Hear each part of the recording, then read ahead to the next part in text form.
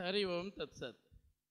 ಬ್ರಹ್ಮಧ್ಯಾನ ಪರಂ ಸದಾ ವಿರಚಯನ್ ಶ್ರೀ ಭೈರವಸ್ಯಾರ್ಚನಂ ಸಮ್ಯಕ್ ಸರ್ವಜನೋಪಕಾರ ನಿರತಂ ಸನ್ಯಾಸ ಯೋಗೇ ರತಂ ಅದ್ವೈತಾಮೃತ ವರ್ಷಿಣಿ ಸಕಲನ್ ಕುರ್ವನ್ನ ಪವಿತ್ರೀಕೃತಂ ವಂದೇ ತಂ ಜಗದೀಶ್ವರಂ ಪ್ರತಿದಿನಂ ಶ್ರೀ ಬಾಲಗಂಗಾಧರಂ.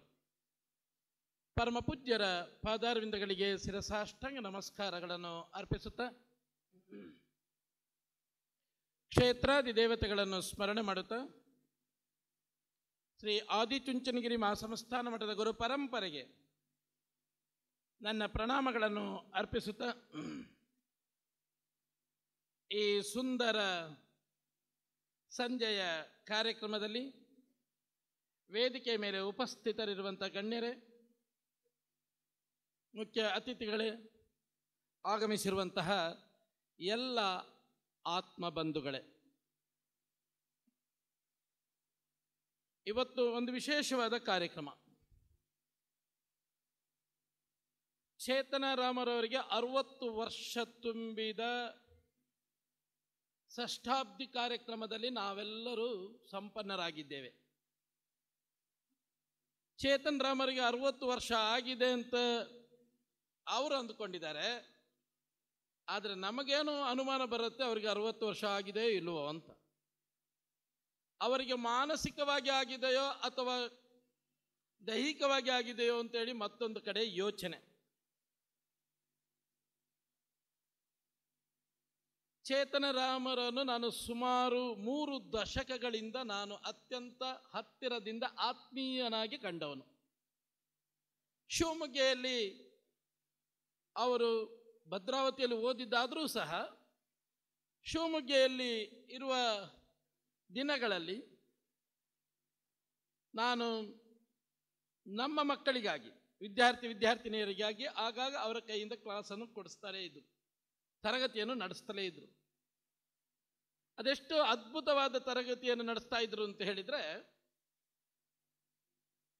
ನಾನು ಅವರಿಂದ ಅತ್ಯಂತ ಒಂದು ಉತ್ತಮವಾದ ವಾಕ್ಯ ಕಲ್ತಿದ್ದು, ನಾನೂ ಸಹ ಅವರಿಂದಲೇ ಒಂದು ವಾಕ್ಯ ಕಲ್ತಿದ್ದೀನಿ ಅಂತ ಹೇಳಿದರೆ ಅದು ಸಾಧ್ಯ ಎಂದರೆ ಸಾಧ್ಯ, ಸಾಧ್ಯ ಅಂದರೆ ಸಾಧ್ಯ. ಅದು ಮತ್ತೆ ಕೈ ಹೀಗೆ ಬರುತ್ತೆ ಅವ್ರದ್ದು. ಆ ಕೈಯಲ್ಲಿ ಬರುವಂಥ ಶಕ್ತಿ ಇತ್ತಲ್ಲ, ಅದು ಇವತ್ತು ಸಾವಿರಾರು ಲಕ್ಷಾಂತರ ವಿದ್ಯಾರ್ಥಿನಿಯರಿಗೆ ಅದೊಂದು ಚೇತನ ಶಕ್ತಿಯಾಗಿ ರಾಮನಾಗಿದ್ದಾರೆ ಇವತ್ತು ನಮ್ಮ ಜೊತೆಯಲ್ಲಿ. ಅದ್ಭುತವಾದ ಮಾತುಗಾರಿಕೆ, ವಾಗ್ವೈಖರಿ ಶಬ್ದ ಜರಿ ಅಂತ ಹೇಳುವ ಹಾಗೆ ಅವರ ವಾಕಿನ ಚಾತುರ್ಯತೆ ಇದೆಯಲ್ಲ, ಎಂಥ ಮಕ್ಕಳನ್ನಾದರೂ ಮುಗ್ಧರನ್ನಾಗಿ ಮಾಡಿ 2 ಗಂಟೆ 3 ಗಂಟೆಗಳ ಕಾಲ ಅಥವಾ 1 ದಿವಸಗಳ ಕಾಲ 12 ಗಂಟೆಗಳ ಕಾಲ ಬೇಕಾದರೂ ಹಿಡಿದಿಟ್ಟುಕೊಳ್ಳುವಂಥ ಶಕ್ತಿ ಚೇತನ್ ರಾಮ್ ಅವರಿಗಿತ್ತು. ಚೇತನ್ ರಾಮರು ಒಂದು ಮಾತು ಆಗಿಂದಾಗ ಹೇಳ್ತಲೇ ಇದ್ರು, ಆದಷ್ಟು ಬೇಗ ಮುಗಿಸ್ತೇವೆ ಅಂತ ಹೇಳಿ. ಹಾಗಾಗಿ ನಾನು ಪ್ರಯತ್ನ ಮಾಡ್ತೇನೆ ಆದಷ್ಟು ಬೇಗ ಮುಗಿಸೋದಕ್ಕೆ. ನಾನು ಇವತ್ತು ನನಗೆ ತುಂಬ ಸಂತೋಷ ಕೊಟ್ಟ ದಿನ ಅಂತ ಹೇಳಿದರೆ ತಪ್ಪಾಗಲಾರದು ಅಂತ ನಾನು ಅನಿಸ್ಕೊಳ್ತೇನೆ. ನಮ್ಮ ಜೊತೆಯಲ್ಲಿರುವಂಥ ವೇದಿಕೆಯಲ್ಲಿರುವಂಥ ಒಬ್ಬೊಬ್ಬ ಗಣ್ಯರನ್ನು ನೋಡಿದರೆ ಆ ಚೇತನ್ ರಾಮರವರಿಗೆ ಎಂಥ ಚೇತನ ಶಕ್ತಿ ಇತ್ತು ಅಂತ ನಮ್ಗೆ ಗೊತ್ತಾಗುತ್ತೆ. ನಮ್ಮ ಜೊತೆಯಲ್ಲಿ ಶಿವಪ್ಪರವರಿದ್ದಾರೆ. ನನ್ನ ಪರಿಚಯ ಇದೆ ಸ್ವಾಮೀಜಿ ಅಂತ ಕೇಳಿದರು. ನಾನು ಅವರಿಗೆ ಒಂದೇ ಮಾತನ್ನು ಹೇಳಿದರೆ, ಸಂತನೆಂದರೆ ಯಾರು ಎಂಬ ಹಾಡು ನಿಮ್ಮದೇ ತಾನೇ ಅಂತ ಹೇಳಿ. ಆ ಹಾಡು ಪ್ರತಿ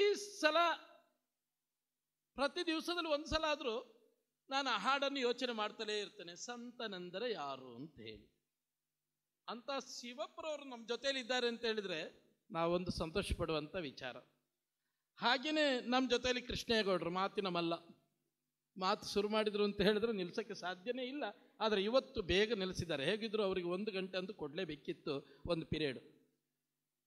ಅತ್ತ ಕಡೆ ಪುಟ್ಟೇಗೌಡರು, ಇವತ್ತು ವಿದ್ಯಾಸಂಸ್ಥೆಗಳು ಮತ್ತು ಒಂದು ಕಡೆ ವಕೀಲರಿದ್ದಾರೆ.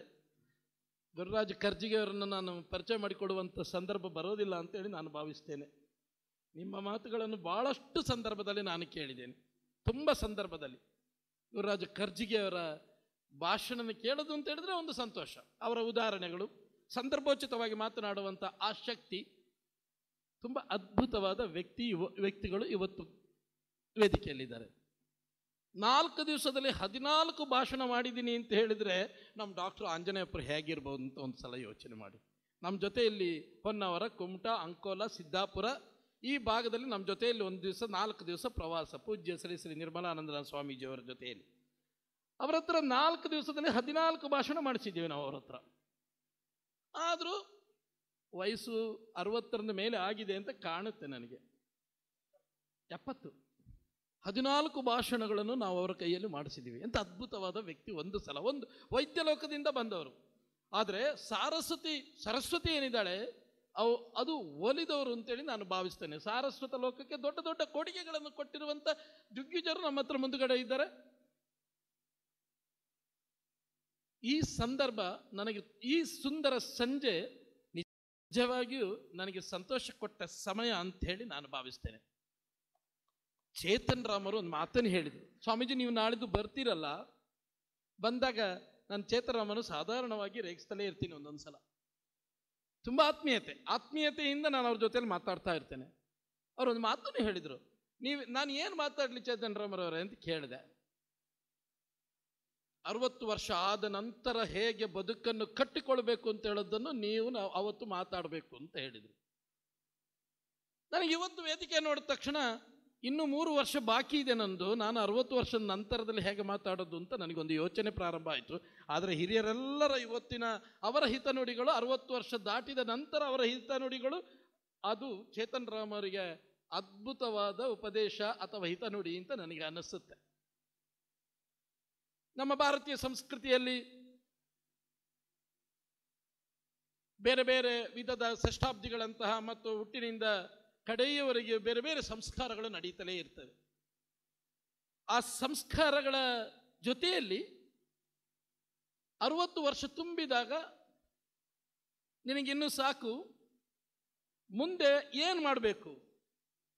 ವಾಗ್ವೈಖರಿ, ಶಂಕರ ಭಗವತ್ಪಾದಾಚಾರ್ಯರು ಹೇಳ್ತಾರೆ, ವಾಗ್ವೈಖರಿ ಶಬ್ದಜರಿ ಶಾಸ್ತ್ರ ವ್ಯಾಖ್ಯಾನ ಕೌಶಲಂ ವೈದುಷಾಂ ವಿದುಷಾಂ ತದ್ವತ್ ಮುಕ್ತಯೇ ಭುಕ್ತಯೇ ನತು ಮುಕ್ತಯೇ. ಅದೆರಡು ಶಬ್ದ ಕಡೆ ಇದು.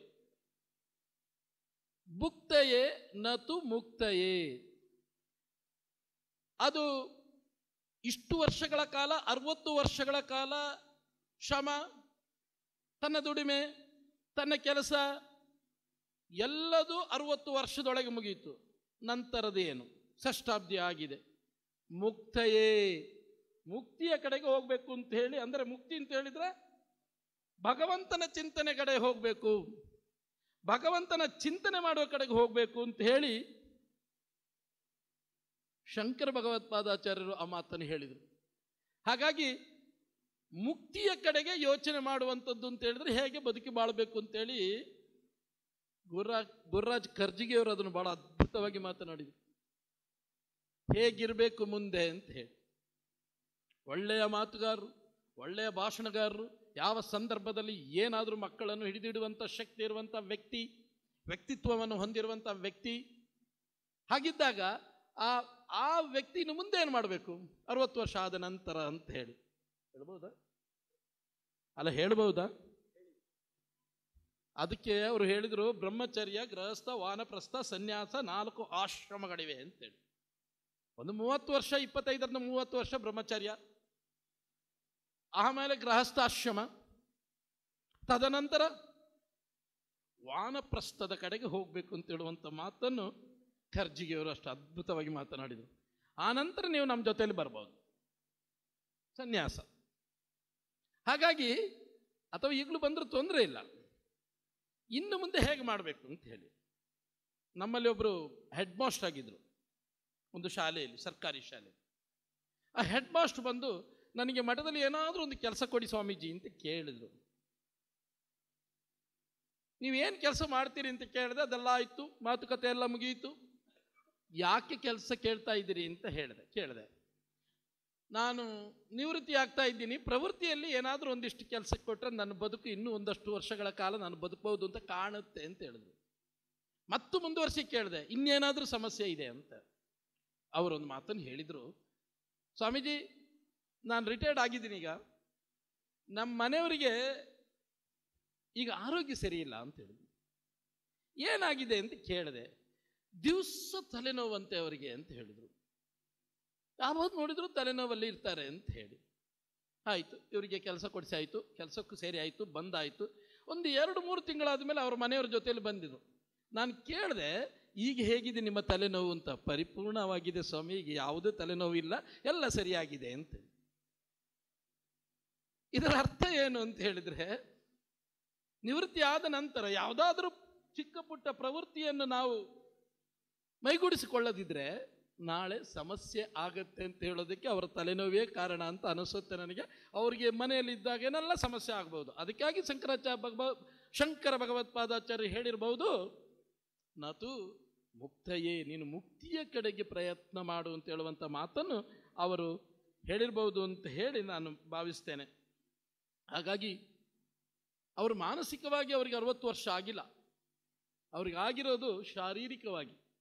ಅದು ಪರಿಸರ, ಪ್ರಕೃತಿ.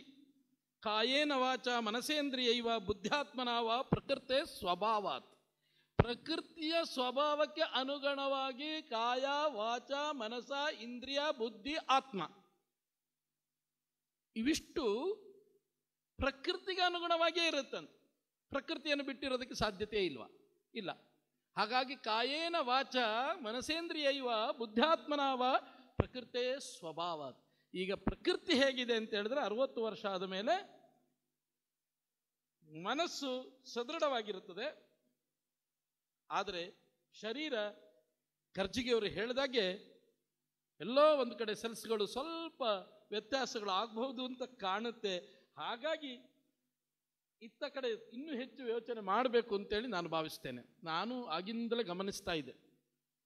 ಚೇತನ್ ರಾಮ್ ಅವರು ತುಂಬ ವಿಶೇಷವಾಗಿ ಮಾತನಾಡ್ತಿದ್ರು. ನಾನು ಆಗಲೇ ಹೇಳಿದಾಗೆ 2 ಗಂಟೆ 3 ಗಂಟೆ 5 ಗಂಟೆ 10 ಗಂಟೆಗಳ ಕಾಲ ಹಿಡಿದಿಡುವಂಥ ಶಕ್ತಿ ಚೇತನ್ ರಾಮ್ ಅವರಿಗಿದೆ. ಅವರ ಮನೆಯವರು ಬಂದರು, ಸಾಕು ನಿಲ್ಲಿಸಿ ಅಂತ ಹೇಳಿದ್ರು. ಅಲ್ಲಿ ಸ್ವಲ್ಪ ಸೂಕ್ಷ್ಮವಾಗಿ ಮಗ ಬಂದ, ನಿಲ್ಲಿಸಿ ಅಂತ ಹೇಳಿದ್ರು. ಅದು ಮಾತುಗಾರಿಕೆಯ ಮನುಷ್ಯ, ನಿಲ್ಸಕ್ಕಾಗಲ್ಲ ಅಷ್ಟು ಬೇಗ. ಅದು ಅವರಲ್ಲಿರುವಂಥ ಶಕ್ತಿ, ಅದು ಅವರು ಕಲಿತಿರುವಂಥ ಶಕ್ತಿ, ಅದು ಅವರ ವೃತ್ತಿ, ಅದು ನಿಲ್ಸಕ್ಕಾಗಲಿಲ್ಲ. ಮತ್ತೊಂದು ಸಲ ಬಂದರು, ಆದರೆ ಕಡೆಗೆ ನಿಲ್ಲಿಸಿದ್ರು. ಇನ್ನು ಮುಂದೆ ಸಾಧ್ಯ ಅಂದರೆ ಸಾಧ್ಯ, ನೀವೇನು ನನಗೆ ಕಲಿಸಿದ್ರು ಅವಾಗ ಸಾಧ್ಯ ಅಂದರೆ ಸಾಧ್ಯ ಅಂತ ಹೇಳುವಂಥ ಶಕ್ತಿ ಇತ್ತಲ್ಲ, ಅದನ್ನು ಇನ್ನು ಮುಂದೆ 60 ಆಗಿದೆ. ಮಾತುಗಾರಿಕೆಯ ಅಂದರೆ ಹೆಚ್ಚೆಚ್ಚು ಅದರ ಬಗ್ಗೆ ಹೋಗದೆ ಶಂಕರ ಭಗವತ್ಪಾದಾಚಾರ್ಯರು ನೆನೆಸ್ಕೊಂಡ್ರೆ ಮುಕ್ತಯೇ ಅಂದರೆ ಮುಂದಿನ ದಿನಗಳಲ್ಲಿ ಅತ್ತ ಕಡೆ ಹೋಗುವುದಕ್ಕೆ ಸಾಧ್ಯತೆ ಇದೆ ಅಂತ ಹೇಳಿ ನಾನು ಭಾವಿಸ್ತೇನೆ. ಆರೋಗ್ಯ ಯಾಕೆ ಹೇಳಿದೆ? ಮಾನಸಿಕವಾಗಿ ಧೈರ್ಯ ಇದ್ದರೂ ಸಹ ಶಾರೀರಿಕವಾಗಿ ಸ್ವಾಸ್ಥ್ಯ ಇಲ್ಲದಿದ್ದರೆ ಯಾಕೆ ಹೇಳಿದೆ ಅಂತ ಹೇಳಿದ್ರೆ, ಅಲ್ಲಿ ವಿಶೇಷವಾಗಿ ಆರೋಗ್ಯದ ಬಗ್ಗೆ ಹೆಚ್ಚು ಗಮನ ಕೊಡಬೇಕು, ಆರ್ಥಿಕತೆಯ ಬಗ್ಗೆ ಹೆಚ್ಚು ಗಮನ ಕೊಡಬೇಕು. ಎಲ್ಲ ಮನೆಯೇ ಸ್ವರ್ಗವನ್ನಾಗಿ ಮಾಡುವಂಥ ಶಕ್ತಿ ನಿಮ್ಮಲ್ಲಿದೆ. ಹಾಗಾಗಿ ಅದು ಸಾಧ್ಯ ಅಂತೇಳಿ ನಾನು ಭಾವಿಸ್ತೇನೆ. ಮತ್ತು ಸಾಧಾರಣವಾಗಿ ನಮ್ಮಲ್ಲಿ ಒಂದು ಗಾದೆ ಇದೆ, ವೇದ ಸುಳ್ಳಾದರೂ ಗಾದೆ ಸುಳ್ಳಾಗಲ್ಲ ಅಂತ. 60 ತುಂಬಿದ ಮೇಲೆ ಅರಳೋ ಮರಳೋ ಅಂತ ಹೇಳುವಂಥ ಒಂದು ಮಾತಿದೆ. ಅದು ಗಾದೆ ಸತ್ಯವೋ ಅಲ್ಲ ಅಂತ ಗೊತ್ತಿಲ್ಲ, ಆದರೆ ಅರ್ಥವನ್ನು ಅನರ್ಥವಾಗಿ ಅರ್ಥೈಸಿಕೊಂಡಿದ್ದಾರೋ ಏನೋ ಗೊತ್ತಿಲ್ಲ. ಆದರೆ ಚೇತನ್ ರಾಮರಿಗೆ ಹಾಗಲ್ಲ. ಅದು 60 ವರ್ಷ ತುಂಬಿದ ಮೇಲೆ ಅವರ ವಯಸ್ಸಿನಲ್ಲಿ ಅವರ ಶಕ್ತಿಯಲ್ಲಿ ಅದು ಮರಳಿ ಅರಳಲಿ ಅಂತೇಳಿ ನಾನು ಭಾವಿಸ್ತೇನೆ. ಅದು ಮರಳೋ ಅರಳೋ ಅಲ್ಲ, ಮರಳಿ ಅರಳಲಿ ಅಂತೇಳಿ ನಾನು ಭಾವಿಸ್ತೇನೆ. ಅದು ನಿಮಗೆ ಆಗುತ್ತೆ. ಅಂಥ ಶಕ್ತಿಯನ್ನು ಆ ಭಗವಂತ ಕೊಡ್ತೇನೆ ಅಂತ ಹೇಳಿ ನಾನು ಭಾವಿಸ್ತೇನೆ. ಬೇರೆಯವರಿಗೆ ಉಪದೇಶ ಮಾಡುವಾಗ ತುಂಬ ಚೆನ್ನಾಗಿರುತ್ತೆ. ಸ್ವಾನುಷ್ಠಾನ ಸಮಯ ಎಲ್ಲ ಒಂದಿಷ್ಟು ನಾವು ಯೋಚನೆಯನ್ನು ಮಾಡುವಂಥದ್ದು ಆಗಬೇಕು ಅಂತ ಹೇಳ್ತಾ, ನೀವು ಅವರು ಬರೆದಿರುವಂಥ 5 ಪುಸ್ತಕಗಳು ಇವತ್ತು ಭಾಳ ಅತ್ಯುತ್ತಮವಾದ. ನನಗೆ ಇದನ್ನೇ ಕೊಟ್ಟರು. ನಾನು ಮಲಗುವುದಿಲ್ಲ, ನಾನು ವಿರಮಿಸುವುದಿಲ್ಲ, ನಾನು ಮಲಗುವುದಿಲ್ಲ ಅಲ್ಲ, ವಿಶ್ರಾಂತಿಗಾಗಿ ಮಲಗಲೇಬೇಕು. 60 ತುಂಬಿತು. ನಾನು ಮಲಗುವುದಿಲ್ಲ ಅಂದರೆ ಏನು ಅರ್ಥ? ನಾನು ಸದಾ ಕಾರ್ಯಪ್ರವರ್ತನಾಗಿರ್ತೇನೆ ಅಂತ ಹೇಳುವಂಥ ಮಾತನ್ನು ಇಲ್ಲಿ ಪ್ರಸ್ತಾಪ ಮಾಡಿದ್ದಾರೆ. ಒಂದಿಷ್ಟು ನೋಡಿದ್ದೇನೆ ಅವರ ಪುಸ್ತಕಗಳನ್ನು, ತುಂಬ ಪುಸ್ತಕಗಳನ್ನು ಓದಿದ್ದೇನೆ. ಪ್ರತಿಯೊಂದು ಪುಸ್ತಕಗಳು ತನ್ನದೇ ಆದ ವೈಶಿಷ್ಟ್ಯಪೂರ್ಣವಾದ ಬರಹಗಳ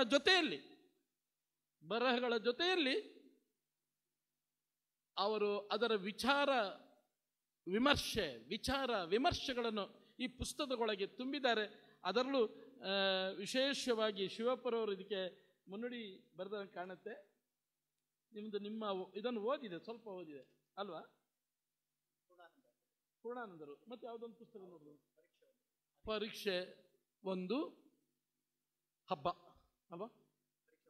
ಪರೀಕ್ಷೆ ಒಂದು ಹಬ್ಬ.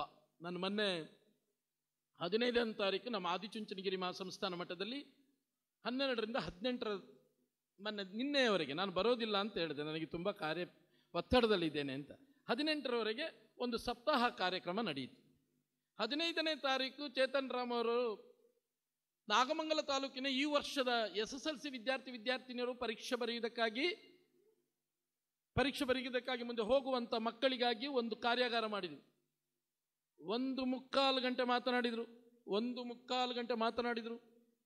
ಆಮೇಲೆ ನಾನು ಕೇಳಿದೆ ಅಲ್ಲಿಯ ವ್ಯವಸ್ಥಾಪಕರಲ್ಲಿ, ಎಷ್ಟು ಹೊತ್ತು ಮಾತಾಡಿದರು, ಏನು ಹೇಳಿದರು ಚೇತನ್ ರಾಮ್ ಅವರು ಅಂತ. 1.25 ಗಂಟೆ ಮಾತಾಡಿದರೆ ಇನ್ನೂ 1/4 ಗಂಟೆ ಬೇಕಂತೆ ಅಂತ ಹೇಳಿದರು. ಆದರೂ ಅದನ್ನು ಮಾತಾಡಿದರು ಕಡೆಗೆ.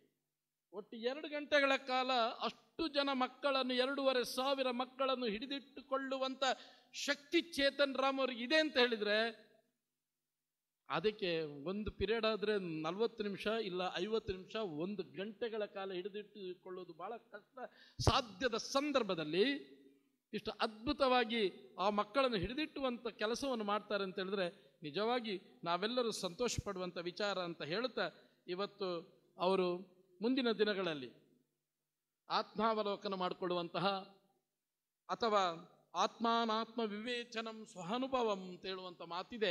ತನ್ನ ಎಲ್ಲ ಸ್ವ ಅನುಭವವನ್ನು, ಆತ್ಮಾನಾತ್ಮ ವಿವೇಚನವನ್ನು, ಸತ್ಯಾಸತ್ಯತೆಗಳ ಬಗ್ಗೆ ವಿವೇಚನವನ್ನು ಆ ಭಗವಂತ ಅವರಿಗೆ ಕರುಣಿಸಲಿ ಅಂತ ಹೇಳುತ್ತಾ, ಭಗವಂತನ ಅನುಗ್ರಹ ಸದಾ ಅವರ ಮತ್ತು ಅವರ ಶ್ರೀಮತಿಯವರ ಮೇಲೆ ಇರಲಿ. ಅವರ ಸಹಕಾರ, ಅವರ ಮನೆಯವರ ಶ್ರೀಮತಿಯವರ ಸಹಕಾರದ ಮುಖಾಂತರ ಇವತ್ತು ಅವರು ಇಂಥ ಒಳ್ಳೆಯ ಕೆಲಸ ಮತ್ತು ಲಕ್ಷಾಂತರ ಜನ ವಿದ್ಯಾರ್ಥಿನಿಯರಿಗೆ ಒಳ್ಳೆಯ ಚಿಂತನೆಯನ್ನು ಕೊಟ್ಟು ಅವರನ್ನು ಈ ಸಮಾಜದ ಉತ್ತಮ ವ್ಯಕ್ತಿಗಳನ್ನಾಗಿ ಮಾಡೋದಕ್ಕೆ ಸಾಧ್ಯತೆ ಆಯಿತು, ದೇಶದ ಸತ್ಪ್ರಜೆಗಳನ್ನಾಗಿ ಮಾಡೋದಕ್ಕೆ ಸಾಧ್ಯತೆ ಆಯಿತು ಅಂತ ಹೇಳುತ್ತಾ, 4-5 ಜನ ಗಣ್ಯ ವ್ಯಕ್ತಿಗಳಿಗೆ ಇವತ್ತು ಸನ್ಮಾನ ಮಾಡಿದ್ದಾಗಿದೆ. ಆ ಗಣ್ಯ ವ್ಯಕ್ತಿಗಳ ಬಗ್ಗೆ ಮಾತನಾಡಿದಾಗ ನಮಗೆ ಸಂತೋಷ ಆಗುತ್ತೆ.